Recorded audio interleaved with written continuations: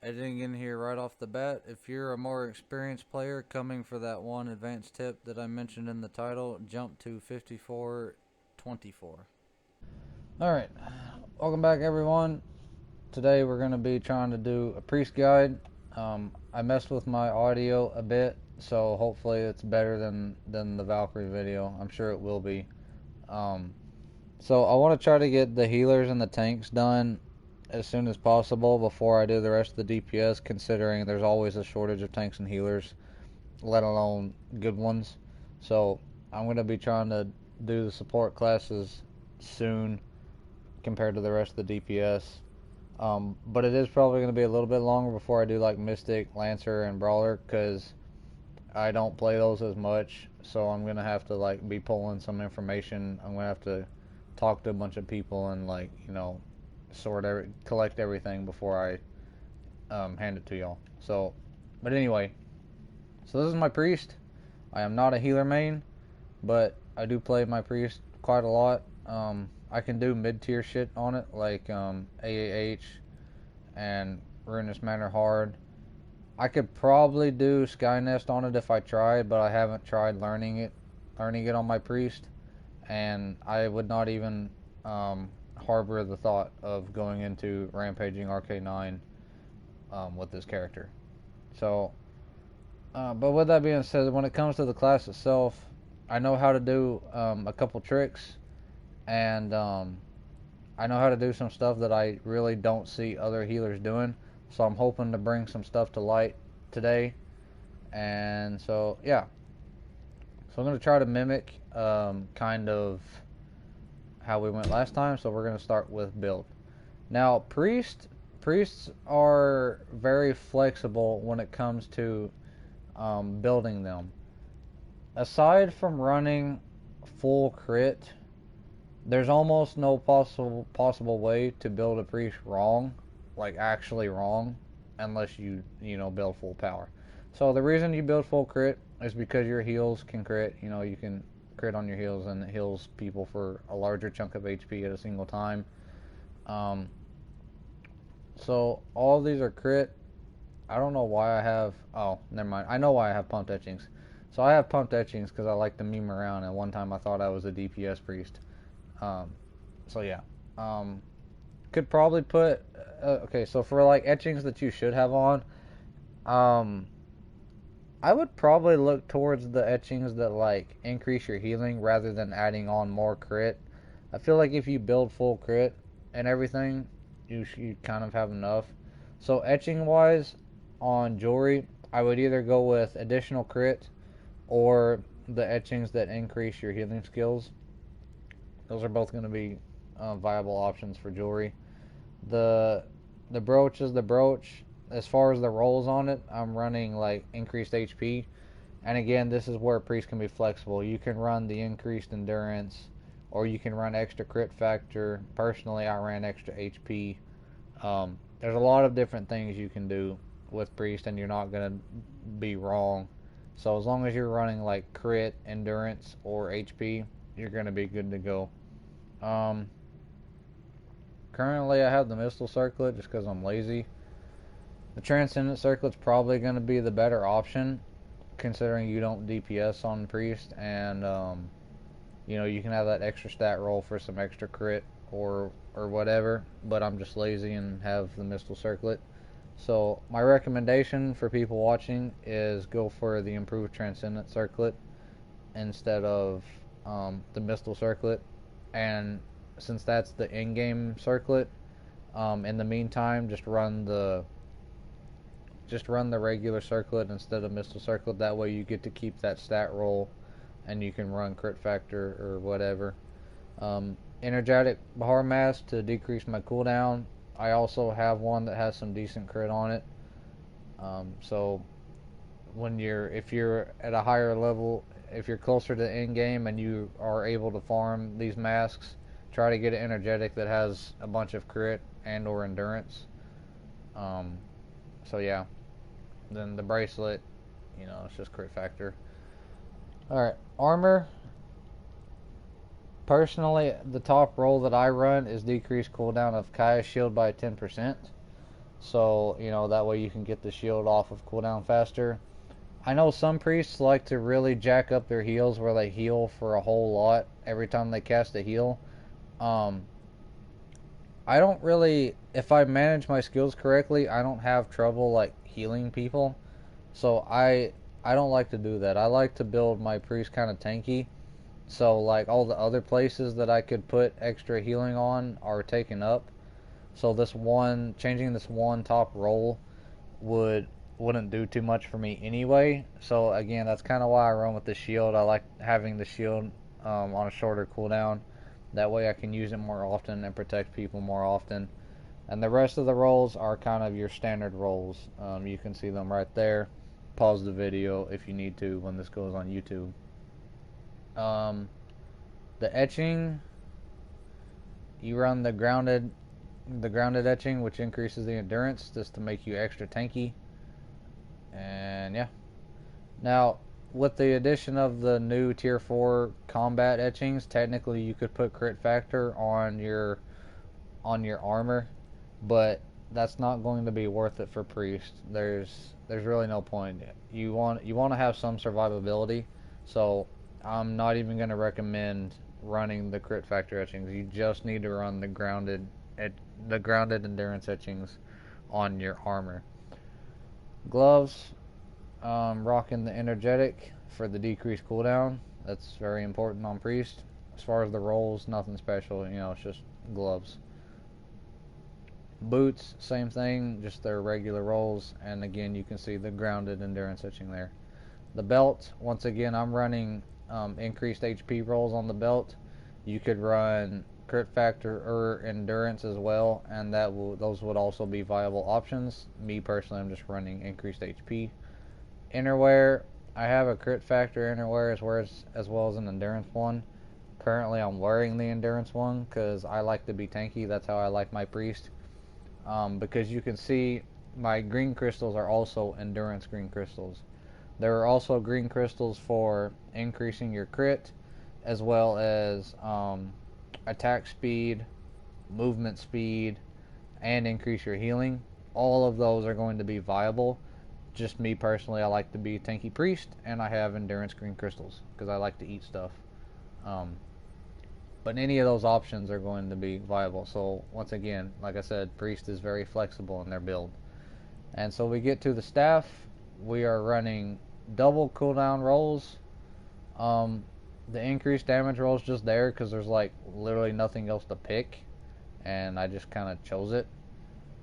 But make sure you get the replenish MP and increase your healing skills by 6%. Obviously, prioritize those yellow rolls there, as well as that MP roll. And then, like I said, the damage roll is just because there's like nothing else really good to choose from, so that's kind of just what I picked. But those are my rolls right there that you can see. And once again, we have the energetic etching for the decreased cooldown. And as far as the crystals go, you need to make sure that you have a swift Niviate on, which increases your movement speed in combat, and a carving that's going to help increase the chance for your heals to crit. But besides these two, you can really pick whatever red crystal you want because all that's left are attack crystals. So, you know, you're not going to be DPSing, so it's not like it really matters. So make sure you have a swift and a carving, and then you can kind of pick whatever you want. I went with the focused and the spiteful if you want to just kind of copy me.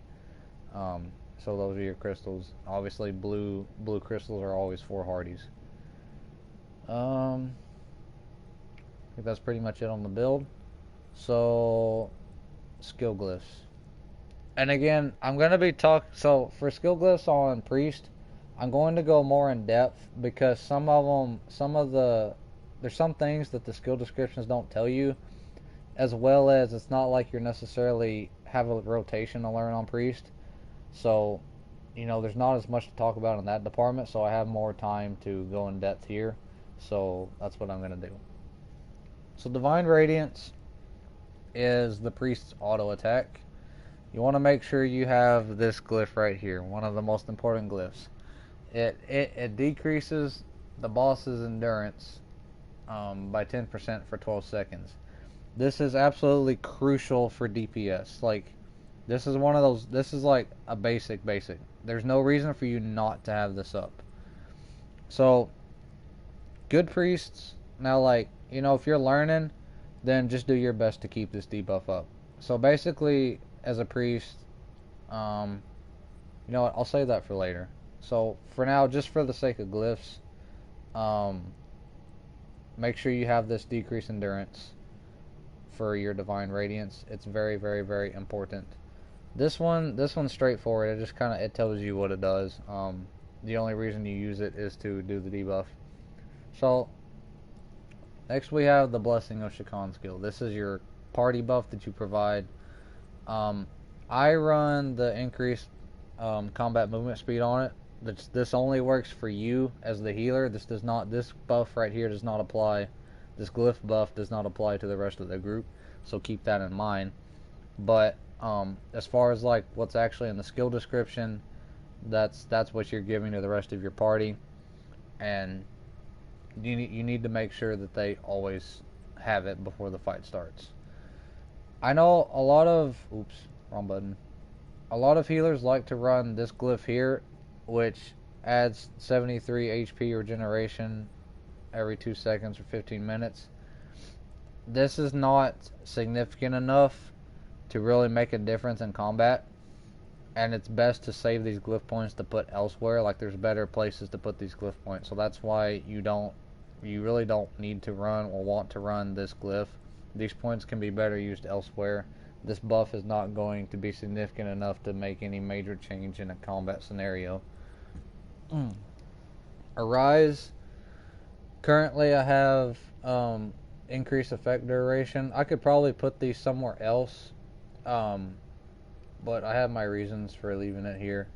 And like I said, I'll talk about like the actual skills later. I'm just trying to go over glyphs and also mention anything that the skills might not mention in their descriptions. Purifying Circle, this is how you cleanse people. You really need to have this decreased cooldown because it has a relatively long cooldown. Cleansing people may not be too big of an issue in lower dungeons, but if you get to higher dungeons, then you definitely need to have this cooldown on. You need to make sure that you can cleanse people really fast, back to back. Being able to cleanse people back to back is important. Nothing on Metamorphic Blast. So, Resurrection, I have all of them except reduced MP. So the speed casting, the decreased cooldown, and the restore 100% HP. This glyph right here, if I remember correctly, if you first make a priest, like when you first hit 65, I'm pretty sure this glyph right here is locked. You need to unlock this and get this glyph as fast as possible. This is an extremely important glyph. All of these are extremely important. If you're short on glyph points, if you don't have as many as I do, this skill needs to be the first one you glyph. You need to have all of these glyphs here. Summon group. You don't need this. This is mainly like for maps and stuff, and I'm just kind of like special and don't want to respec. I could probably put this somewhere else, but I'm just lazy at the moment, so I wouldn't necessarily recommend putting this here. Let me go through. Nothing on Shocking Implosion. Divine Prayer. I have decreased cooldown on Divine Prayer. I know some healers don't like to use this, and I don't use this skill often, to be honest, but it does come in handy and clutch from time to time. So I do have the CD on it, and I do use it from time to time, and we'll talk about the skill itself later. So Heal Thyself. Obviously, you want that glyph because you want all the HPs. You want to keep your health up. This is how you heal yourself, obviously. And just make sure it's glyphed. Focus Heal. I don't have any glyphs on Focus Heal. As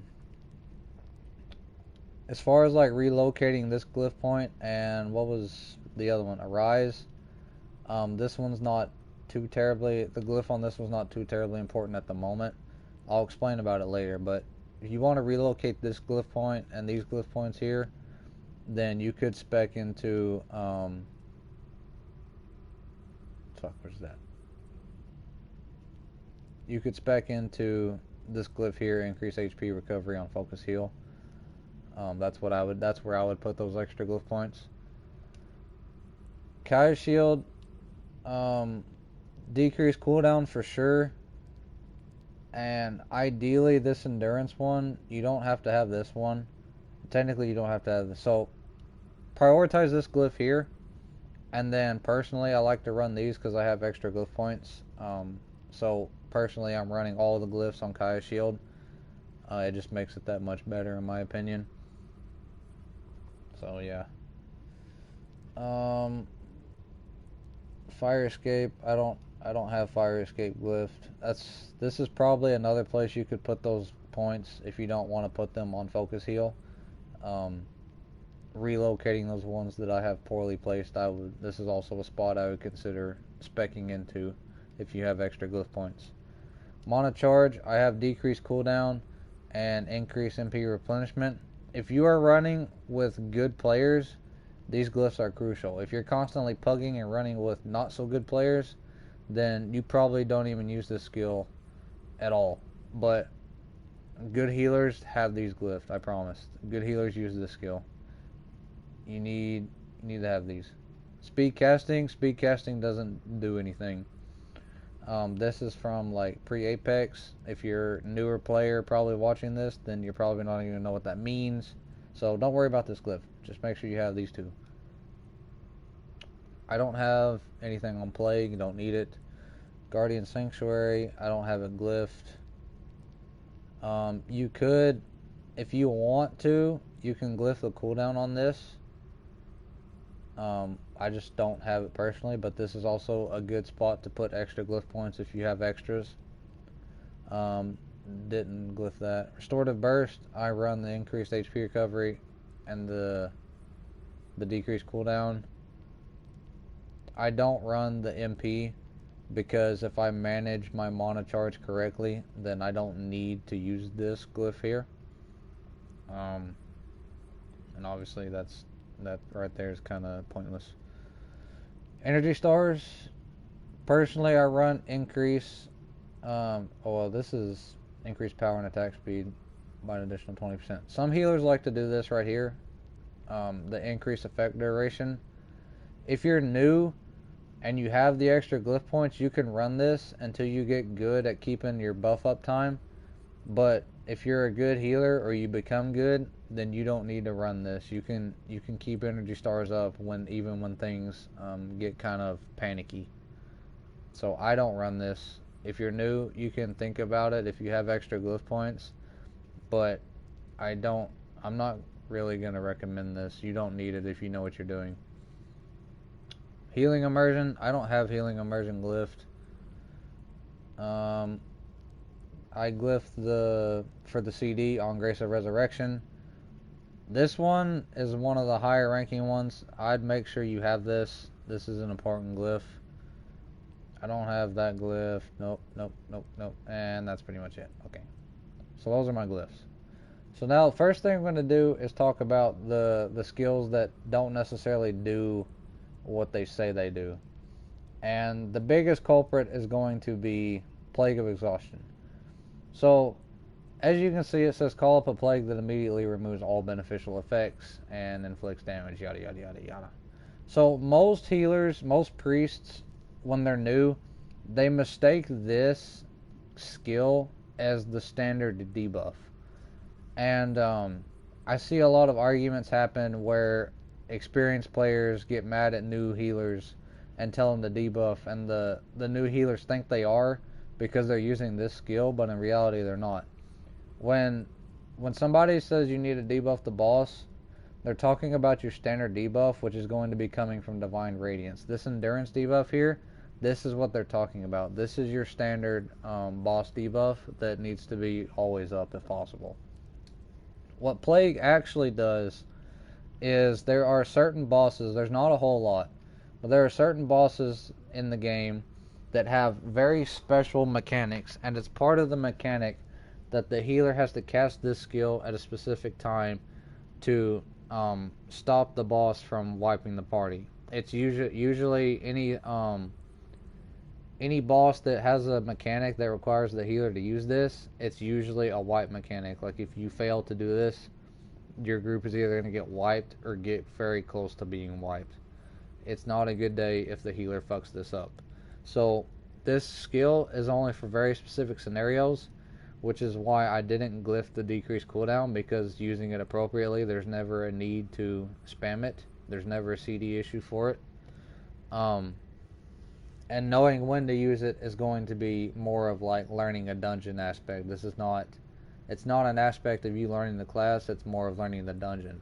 So that's really all I have to say about this. This is the main, this is like the, I don't know, the mechanic stopper, whatever you want to call it. And it only works in very specific scenarios. So you're going to have to learn and do research on dungeons to know when to use this. So that one usually causes a lot of misconception. Another skill, or this is kind of different. So Guardian Sanctuary here, it says reduces ranged attack damage taken by 30% while increasing weakening and DOT resistance by 100%, blah, blah, blah, blah, blah, blah, blah. Increasing stun resistance. Very few priests use this skill, aside from like the really good and experienced ones. And I'm not exactly sure why, other than I guess it says ranged attacks, and most people probably assume that bosses don't do a lot of ranged attacks. And I was kind of under this impression at first, but I was also of the mentality of, well, at least it works for ranged attacks. Let me use it when I can to save myself HP. You know, I was like, why not? You know, if it's there, you might as well use it, right? That was my mentality at the time. And as I began to use this skill, I realized that it worked on a lot more boss attacks than what I thought it would. It works on a lot more boss attacks than what you think it would. Many of them you wouldn't really consider range attacks, but it still works. I use this skill a lot in harder dungeons. Lower dungeons, not so much, unless I just want to be lazy. It's also a really good tool for being lazy in lower dungeons. But higher dungeons, it almost becomes a necessity. This skill right here saves you a lot of damage, and it works on a lot of skills that you wouldn't think it would. So make sure you have this on your hotbar and play around with attacks and see what it works on and what it doesn't. Which is why I also recommended speccing into the CD of this if you have extra glyph points.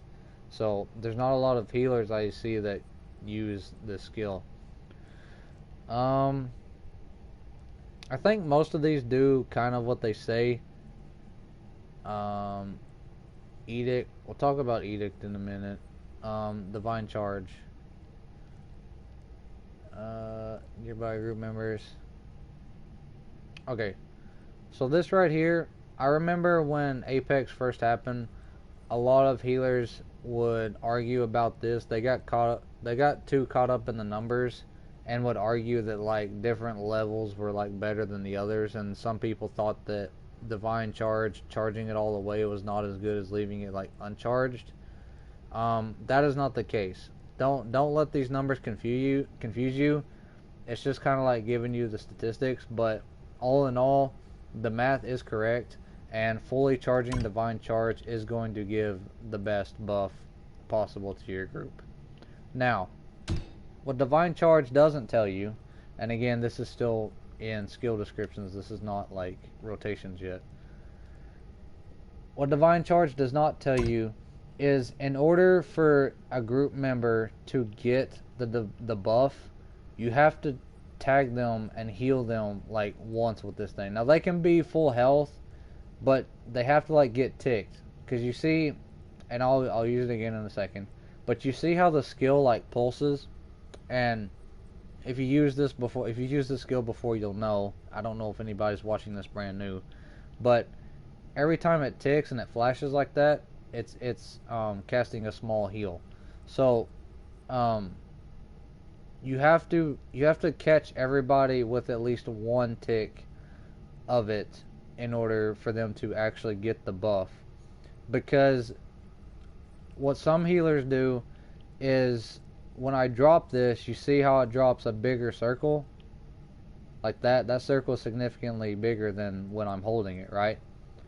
Well, some healers will like do that, and yeah, their group member might be in the bigger circle, but they never got healed by the small circle, so they're actually not getting the buff. in order to get the buff, you have to run around and like catch everybody with at least one heal before you drop it in order for them to get the buff. So that's a mistake that a lot of new healers make, and that's not necessarily their fault because that skill doesn't tell them that. So this is why I'm here, is to teach y'all stuff like this. I think that's kind of like the last misleading thing. So now we can actually start talking about like skills. Okay, so auto attack right there. You see that S, that red S indicator underneath the boss's HP bar? That is the endurance debuff that we applied the glyph for. So that's how you know. You see it has 12 seconds, and that counter right there, it goes down until I reapply it. That's how you know if your debuff is up or not. And 12 seconds, when stuff hits the fan and you're in a hard dungeon, 12 seconds is not a lot of time. It takes some practice to be good at keeping this buff up. But it is crucial that you do so. Even if you're a good healer, when people start dying, you got like 2 or 3 people dead on the floor. It's just because somebody's dead and you're going to res them, that's not an excuse to let the debuff drop. Even if you got to go res somebody, you need to like make sure you cast it and like hit the boss right before you leave to give the most amount of time for the buff to be up, and then you go res them. And as soon as you come back, you need to make sure you reapply it again. Like, you need to do your best to keep it up. If the person dead is like really far away, then that's about the only time you have an excuse to let the debuff go away. And even then, it should be a very small window, because you should use it right before you leave to go get them. You res them, they get up, you buff them, and as soon as you come back, you should reapply it. This buff should not be down for any significant amount of time. Your next, so that's the debuff. Then you have energy stars, which is a buff, and you have to hit the boss. Now, energy stars appears at the top of your screen, as you can see up here, right there. There's your energy stars. So that's where energy stars appears, and you can keep an eye out to see if it's up. Now, as you notice, energy stars' effect lasts for an extra 5 seconds compared to its CD. So energy stars is a lot easier to keep up, but if you're not paying attention, it can kind of like slide away on you. So you need to, just make sure you're paying attention to it. Basically, just use energy stars off cooldown. If stuff hits the fan, sometimes that's not an option. But as long as you use energy stars off cooldown, as soon as it comes off cooldown, any chance you get, then you're going to be good on energy stars. As far as like the debuff goes, if I'm not buffing or debuffing or resing or healing, like sometimes if you catch a window and you're not really doing anything, then just sit there and spam auto attack, or spam auto attack until somebody needs to be healed. Because aside from the debuff, if you read your skills, your auto attack is going to decrease the cooldown of Kaya Shield. So you can see 14, 13, but every third attack, that big hit, you see how every third auto attack is bigger? Every time you do that bigger attack, it chops a second off of the cooldown of Kaya Shield, which allows you to get it back really faster. English is hard.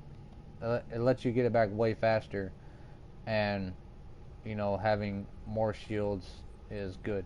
It's always good. Yes, very good.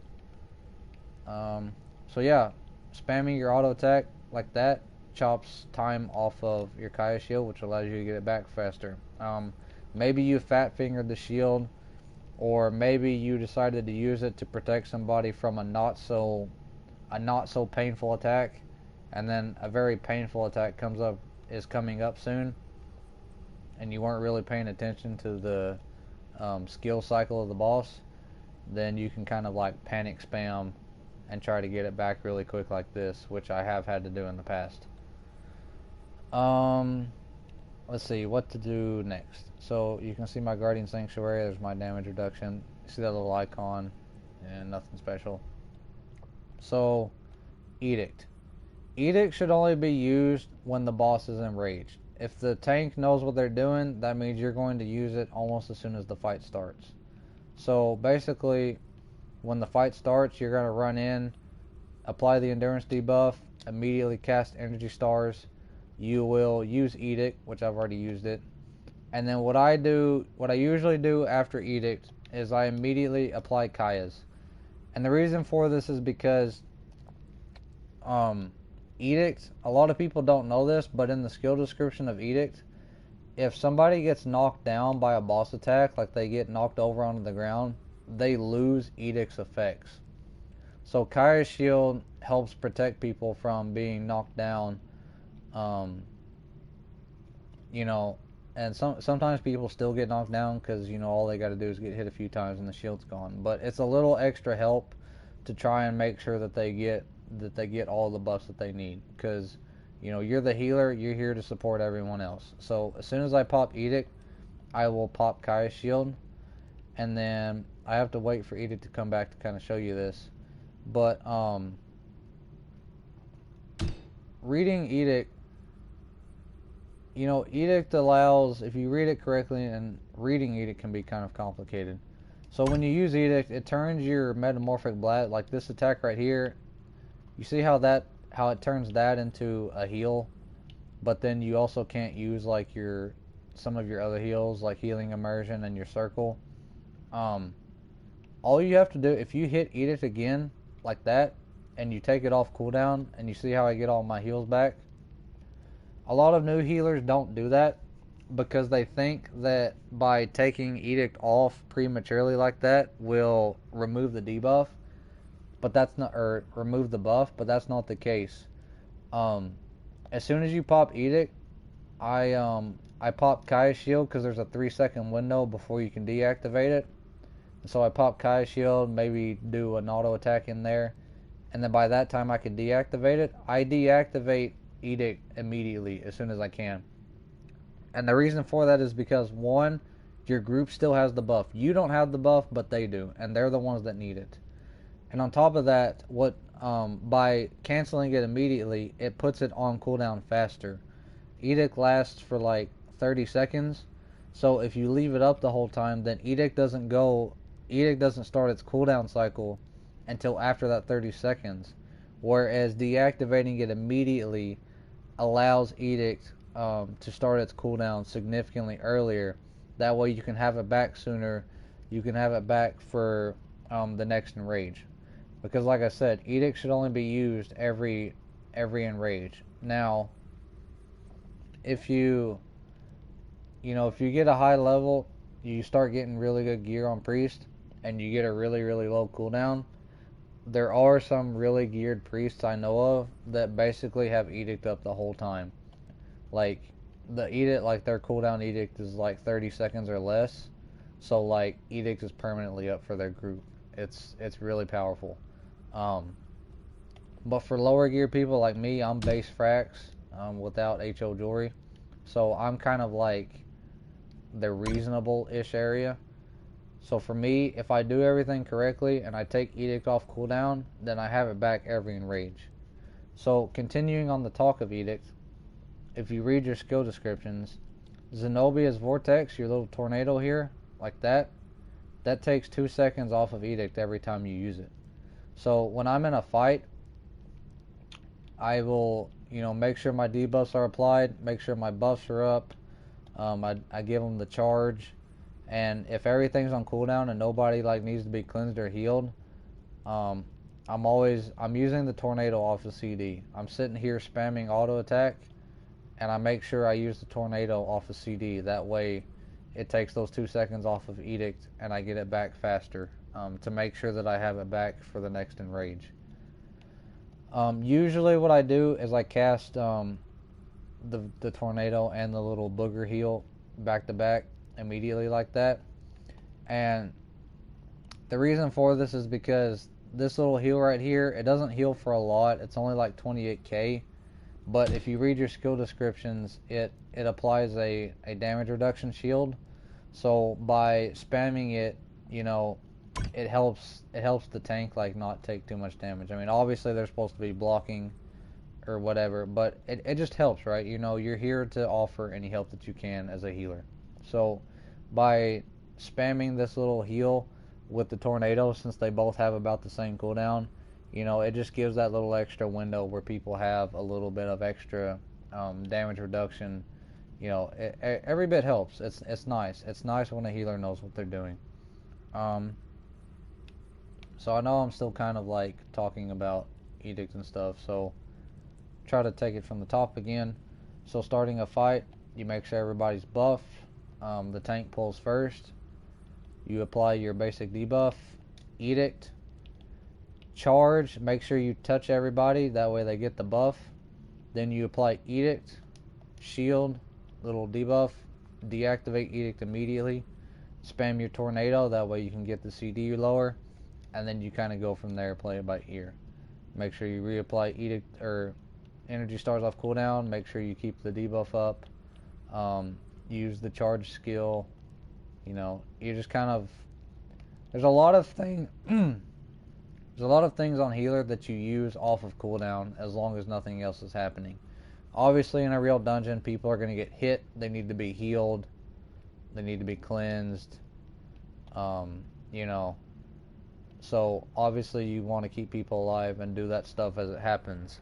But you also want to be doing your best to keep your debuffs up, your buffs up, and try to use stuff off cooldown if you can. You know, your self-res, always cast this before the start of a fight, and if you die, make sure you reapply it. If it's off cooldown when you do die, shield everybody, heal yourself back up, and then reapply it immediately, assuming the boss allows it. If not, make sure you remember to reapply it at least after the boss fight is over. I know when stuff hits the fan, you can kind of forget to reapply your self-res once you've used it. And yeah, just try your best to remember it. Even I forget it sometimes. So you notice my brooch is on my bar. That's because if I mess up my dodge and I get stunned, I can use that to cleanse myself really quickly and then cleanse everybody else. You know, so make sure your brooch is on your bar. The Divine Prayer skill that nobody really likes to use. Like I said, I don't use this skill very often either. I've only used it like specific dungeons and specific mechanics, but it is there for me to use if I need to, if I want to. You just have to be careful. Don't ever use this skill if you're the last person alive and you're carrying, because obviously it will drop aggro and it will reset the boss. I have done that I did that one time on mistake, and I wanted to cry. So yeah, don't use that skill if you're the only one alive. But other than that, sometimes it can come in handy. I just like to have it. So you also notice there are res scrolls on my bar, and you might be thinking, why in the world would a priest need to have res scrolls? Well, that's because in harder dungeons, when stuff really hits the fan and you know a big mechanic is coming, you need to get people up fast. Like a DPS shield, you need to get DPS up fast. So you can, you know, res somebody with your regular res, and then you can run over and really quickly get a second person up with a res scroll. But obviously the person that gets over the res scroll is going to be low on HP and MP, so you need to be ready for them. Usually I will, if I use a res scroll, then I'll be casting this restorative burst as they get up, and I'll also be ready to replenish their MP when they get up. And also, if for some of you newer players, this buff right here, this party buff that you give at the start of a fight, anytime somebody dies, they lose that buff.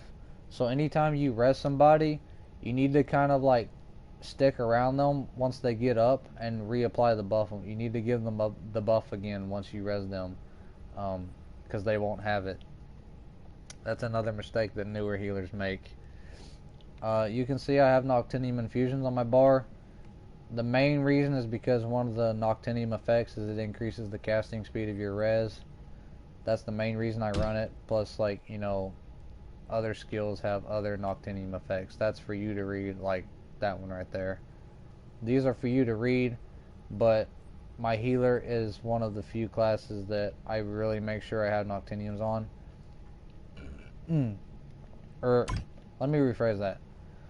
My healer is like the only class that I make sure I have regular Noctiniums on. As you can see, these are standard Nox. They are not the blue, like rare Noctiniums. Those are for my DPS because they increase the damage as well as the Noctinium effect. These regular ones, they just give you the Noctinium effect. So that's why my healer gets them, because I get the bonuses without, like, you know, sacrificing damage, because you're not going to be doing damage on the healer. My bravery, you can see I have a bravery on my bar. Braveries give 10% damage, but they also give 12% damage reduction. And again, I usually save these for harder dungeons, because despite having a good supply of braveries, there's no reason for me to run them in lower dungeons because priests don't do damage anyway. So the only reason for me to use a bravery is to reduce the amount of damage I take, which is only really going to be viable in harder dungeons. So I save the braveries for harder dungeons. I don't go through as many braveries on my healer as I do my DPS, because I use those in like everything I do on a DPS. But I do have these on for harder dungeons, and they come in very handy. There are certain mechanics that I can live by having a bravery on that I would normally die on, so they are very, very useful.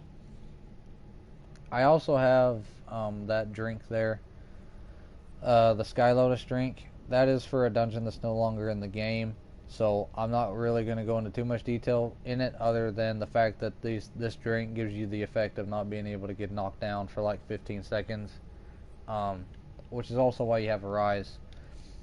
A rise was very useful for a dungeon that is no longer in the game, but there are still some dungeons, higher level dungeons like Skynest, where a rise is very useful for your party. And even in lower dungeons, like, people don't get knocked down as much, but when they do, casting a rise and allowing somebody to instantaneously stand back up and keep fighting, it feels nice when you, like, if you're a DPS or a tank and you get knocked down, but then your healer uses a rise, it just feels nice. People will really appreciate you going the extra mile and using a rise and keeping your shields up all the time. Um, it really, as an experienced player, I really notice when healers keep mana replenished. I really notice when they use a rise. There's a lot of small things that make a good healer. Because priest specifically, there's not necessarily a skill rotation. It's really just using a lot of stuff off of cooldown and working off of priorities, and, you know, having the right mindset. So, you know, there's no like clear-cut way for me to say this is what makes a good healer. All of these little things, like having your Nox to make your res cast faster, replenishing people's mana, making sure your buffs and debuffs are up 100% of the time. It's all of these little things that come together that at the end of the dungeon, it makes people go, wow, I want to run with that healer again. That's a really good healer. All of these small things, they all come into play, and they all add up to make a big difference at the end of the fight. This pull. So, the divine intervention that allows you to pull people, yes, there are times when this skill is useful and can be used in a beneficial way. However, 99% of the time, it's mainly newer people using this skill, and they're just pulling people without really knowing the dungeon. So, if you're a new healer and you come into the dungeon and if you've never played a tank or a DPS and your healer is like your first class or your only like character you play, do not use this skill unless you really know what you're doing. And if you think you know what you're doing, you probably don't. Because I can attest to the fact that there are little tricks that skilled DPS and tanks can use that from a healer's perspective looks like they're taking damage unnecessarily, or it looks like they're going to get hit and die, but in reality they're not. Most of the time that like low level healers use divine intervention, all it does is make people mad. Matter of fact, a healer in a low level dungeon pulling me like this is the fastest way to make me mad when I'm on a different class. That's the fastest way to make me mad at you as a healer. So, yes, this can be useful, but this is not really going to be too useful until you start getting into like higher level dungeons. Talking like Ruinous Manorhard, AAH, Skynest. Um, this you don't use this as much as you think you would. So I would refrain from using this skill until you do a lot of research on the dungeon, until you've got a lot of experience. And I would also recommend, dabbling in other classes. Don't put too much work into them if you're brand new, but players that play all three class types, players that have a tank, a healer, and a DPS, it really opens your eyes and gives you a new appreciation for stuff, and you start to understand things that you wouldn't by only playing healer or tank. Um, Obviously, that's more of like long term. Okay, so I'm editing in here. Long story short, I wouldn't really use this. I don't can be recommend slightly using this useful. skill So, unless you really know what you're doing. one actual beneficial use of this pulling skill that can be used even in lower level dungeons is if somebody, like, say the tank starts the fight and without somebody being there, like if somebody gets locked out of a dungeon fight and they're behind the gate, um, there are some gates that don't let you do it, but majority of the dungeon gates that lock people out, if somebody gets locked out of a fight, the priest's divine intervention can pull them through the gate and pull them into the fight, and then they can participate. So that is one benefit, or one like actual use that you could use the pull for, even in lower dungeons. Matter of fact, I think that scenario in particular happens more in lower dungeons, people getting locked out. So if somebody gets locked out, you can pull them through the gate. That's gonna be that is one way that you can make people happy by using that skill. So yeah.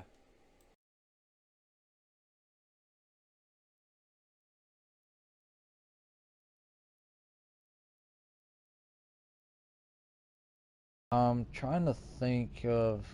I feel like I've kind of covered everything, but at the same time, I don't. It, Priest is kind of hard to explain when it comes to the skills, because like I said, it's really just working off of prioritization. So a lot of stuff you use off of cooldown. Um, don't forget that spamming your auto attack takes time off of your Kaya Shield CD. Don't forget that. Don't forget to deactivate Edict as soon as you can, and that the tornado takes time off of it. Trying to think.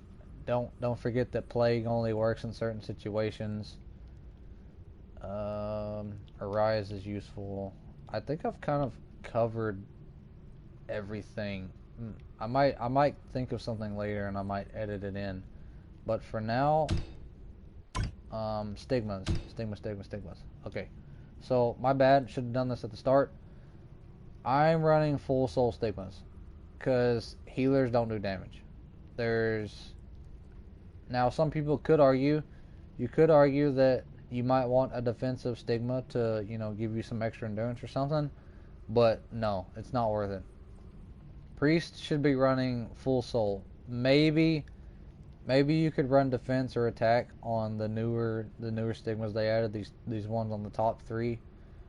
Um, Maybe you could play around with defensive stigmas or attack stigmas. But the base four for sure definitely need to be all soul. The stats that you're going to be aiming for is obviously the cooldown roll. You want to have as much cooldown as possible. That way you can have Edict up more. That way you can use more Kaya shields. Faster, more heals in less amount of time. Yada yada yada. Cooldown on a priest is paramount. It's very, very, very important. Full souls, you want all the CD that you can get, all the cooldown that you can get. So, yeah, I'm running full soul stigmas. Every single one of these is a soul stigma. And you can see my stats over there. You can see a lot of decreased cooldown rolls. So I actually forgot even more than I thought I did, which I'm not surprised. I have. Yep, sure enough, So I did forget something. So let's go back into this training ground real quick and show this to you. I'm not gonna have video footage for y'all, unfortunately, so you're just gonna have to kind of hear me out. So Zenobia's Vortex, your little tornado, it also reduces the cooldown of your resurrection skill. So if multiple people go down in a dungeon, some of the less experienced healers will like res a person, and then they'll kind of just stand there and wait around doing nothing until their res comes back, and then they'll try to res another person. Um, if multiple people are down and you're waiting around for the cooldown of your resurrection, and your tornado is up and available, use it on the boss, and it'll reduce the cooldown of your resurrection. That way you can get it back that much faster. I know the CD isn't that long, but when time is of the essence, stuff hits the fan, you're in a hard dungeon, it makes all the difference, I promise. Um, Another thing I didn't mention was on the divine charge skill, where you run around, you charge it or whatever. Um, if I remember correctly, I don't think this is in the skill description. You can iframe out of divine charge or fire escape out of it, and it'll cancel it, and you get to keep the skill. Like you can use it again if you want. It doesn't apply the buff, and you can use it again if you need / want. But the main reason you would cancel it, obviously, if you're about to get hit and you iframe, then that. But also, when you do cancel it with either an iframe or fire escape, it um it increases your movement speed. Basically what it does is for like 10 or 15 seconds or however long it is after you cancel divine charge, it basically gives you the same status as if you were walking around outside of combat, which if you're in combat, you feel like a race car. You can move extremely quick. You can run around really fast. So, one method you could use this strategically is, say somebody is dead really far away. Once you apply your endurance debuff to the boss, you can start to divine charge towards the person, and then iframe in that direction, and then you're going to be able to run really fast. You can run over there even faster, and then you can pick them up, and you can do it again to come back or whatever. So, and also you move faster in general when you are charging it. And like I said, it's like it registers you as like not being in combat as far as your movement speed goes. And by canceling it, you basically get to keep that movement speed status for like another 10 seconds, even though you canceled the skill. So that can be useful if you know how to use it right. One more thing too, um, I know a lot of new healers, they kind of like run around the boss like they don't know where to stand, or some MMOs are different where you can kind of like stand wherever or whatever. I'm not really too sure about that, but if you're like kind of wondering where to stand or whatever, majority of the time you're gonna be able to stand on like either side of the boss. Typically, me personally, most of the dungeons I run, I stand at the side of the boss. That way you can see everybody. You can see the tank and the DPS physically without just like seeing their bar or whatever. And also, priest can be kind of finicky sometimes. Sometimes your heals, your lock-on heals, like your healing immersion specifically, really does not like to go through bosses. Um, Even if you lock onto them, it just like won't go. So being at the side helps with that too. It helps you to be able to like lock on and heal people, and without having to like try to do it through the boss. And I feel that it usually gives me the widest view of like the scenario that's going on, as well as most bosses don't attack their sides. They usually have front hits and back hits, but they don't really attack the side. Generally speaking, so standing at the sides is going to be the safest spot for you to stand as well. Obviously, some dungeons are special, especially in harder dungeons. There's going to be like specific spots for you to stand, yada yada yada. But in a general sense, the safest area for you to stand in is going to be to the side of the boss.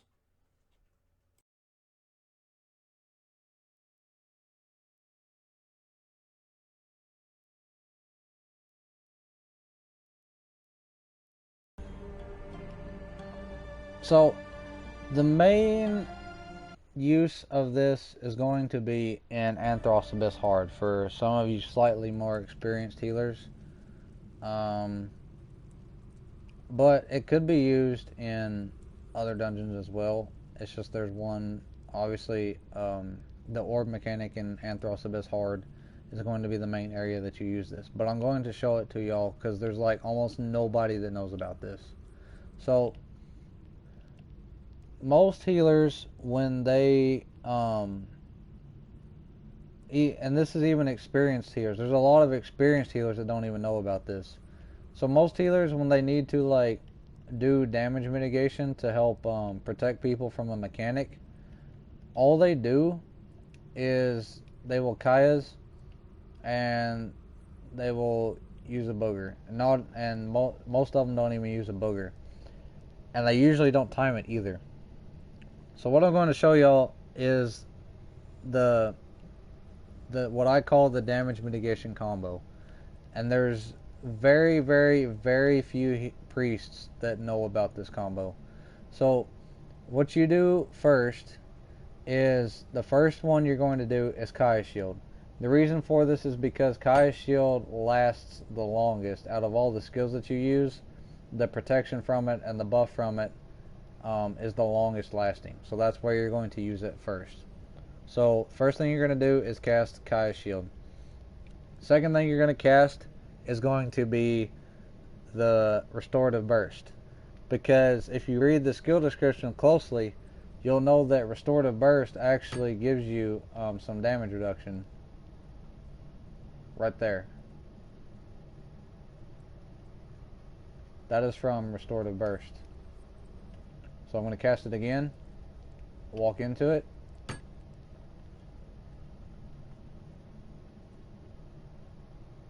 You can see this right here. It reduces damage received by 5%. Guardian Sanctuary. So what you'll do is Kaya's Shield, then Restorative Burst. Next thing you're going to do is cast Divine Protection right here. The skill that I told you that a lot of people don't use, you're going to use it. This does work on the orb mechanic specifically. Obviously it won't work on everything because it doesn't work on melee attacks, but it does work in the Anthros Abyss Hard mode scenario specifically. So that's the third thing you do. You're going to Kaya's, Restorative Burst, Divine Protection, and finally the last thing you do is going to be you do the Holy Burst Booger right there. That little skill right there, I call it the Booger. That's the last thing you do, because it only lasts, the damage reduction from it is 30% for everybody else, 5% for you, but it only lasts for 3 seconds. So Holy Burst is the last skill you use in this rotation. So most players, most priests will only do Kaya's, and they will only do Holy Burst, and oftentimes that's not enough. That alone is not enough. There are scenarios where doing the full combo that I just showed you can keep people alive, where missing any one of those skills, somebody's going to die, including Divine Protection. So another mistake that I see is even some healers that kind of know about this, they will Kaya's, they will Restorative Burst, and then they will do the Booger at the end, but then the healer themselves die, and then they get back up, which, to be fair, is a noble sacrifice. As long as your self-res is up and you know you can get back up, it's a noble sacrifice to allow your teammates to get that damage reduction and for you to die and get back up and keep going. But like I said, a lot of people don't use Divine Protection. Using Divine Protection gives you the extra damage reduction that you need to stay alive yourself as well, because everybody gets Kaya's Shield. Kaya's Shield is a flat damage number. If you read the skill description, it already disappeared, but whatever. So Kaya's Shield is a flat damage number, followed by Restorative Burst. If you stand in it, everybody gets 5% damage reduction, including you. But where people go wrong is Holy Burst, that skill right there, it gives 30% damage mitigation to everybody else, but for the priest specifically, it only gives you 5%. And that's why they die unless they use Divine Protection, because this right here is an additional 30% damage reduction. So by using that skill, you actually have 5% more damage reduction than everybody else, and that's how you keep yourself alive. So you can see my gear here, full frax plus 0, and entropy jewelry. I can, with this gear right here, I can live a non-enraged orb mechanic in Anthros Abyss Hard as long as I do this combo, and as long as I have a bravery on, I can live a non-enraged orb mechanic without a lancer shield or anything else coming from anybody else. I can single-handedly keep myself alive with on a non-enrage. And so obviously, other classes that have damage reduction, like Valkyrie, Sorks, Warriors, Slayers, those classes they have some damage mitigation themselves, and therefore they can stay on an enraged orb mechanic. But they usually can't stay on a non-enraged unless they have a Lancer. But if you know what you're doing as a healer, and you can talk to them, people in your group, and they trust you, or especially if you're running with people if you do this combo, and plus they use their damage mitigation, then you can keep them alive as well on a non-enrage without a Lancer protection. So, yeah, there's not a lot of people that know about this mechanic, but this combo, but this is the most efficient damage reduction combo. So, I do Kaya's Shield, Restorative Burst, Divine Protection, wait around till last second, and then finally I do Holy Burst at the very last second. Make sure you have a bravery on, and as long as you're base frax, you will live. A lot of people think that you have to have like a whole bunch of enchantment, like you have to be like +3 or higher on all your gear on a priest to live non-enraged. No. This gear right here, you see this gear? I can live non-enraged orb mechanic in Anthros Abyss Hard. So, this combo here, y'all take note of this, because there's like nobody that knows about this, and this has been in the game forever. This has literally been in the game for years and nobody knows about it. So there y'all go.